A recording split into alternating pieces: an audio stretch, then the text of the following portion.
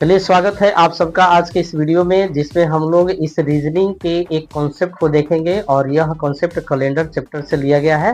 देखिए, कॉन्सेप्ट है odd days का, ठीक है, यानी कि हम विषम दिन निकालें ताकि रीजनिंग के प्रश्न को आसानी से हल कर सकें। सवाल देखिए, टॉपिक क्या है कि ओड डे कॉन्सेप्ट कह रहा है कि दिन में यदि हम 7 का भाग करें, किसी भी दिन में 7 का भाग करें, यदि जो शेषफल आता है उसी शेषफल को हम कहते हैं ओड डेज, यानी कि विषम दिन। जैसे कि कुछ दिन हमने यहाँ पर लिख रखा है, इसको देखिए। कहीं आपको कैलेंडर में जब प्रश्न को हल करिएगा तो इस तरीके से दिन आएंगे, उसका आपको ओड डेज निकालना ही पड़ेगा। जैसे 15 में आप 7 का भाग करिए, किसी भी दिन में 7 का भाग कर लीजिए। 15 में 7 का भाग करिएगा, बचता है 1, यानी कि 15 का ओड डेज 1 आता है। 28 में 7 का भाग करिए, ओड डेज 0 हो जाएगा, कट जाएगा पूरा। 29 में 7 का भाग करिए, 1 आएगा, 7 × 28।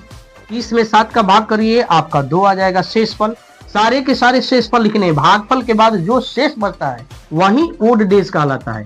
शेषफल को ही ओड डेज कहते हैं। इसी तरीका से 31 का ओड डेज, यानी कि शेषफल 3 बचेगा।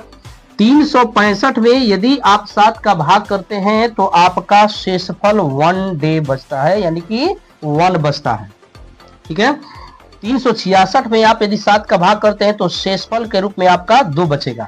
देखिए, यहां कहने का मतलब है कि जो ये 28 से 31 दिन है, यह किसी मंथ में यूज आता है, ठीक है। और ये 365 से 366 दिन, यह किसी ईयर के लिए है।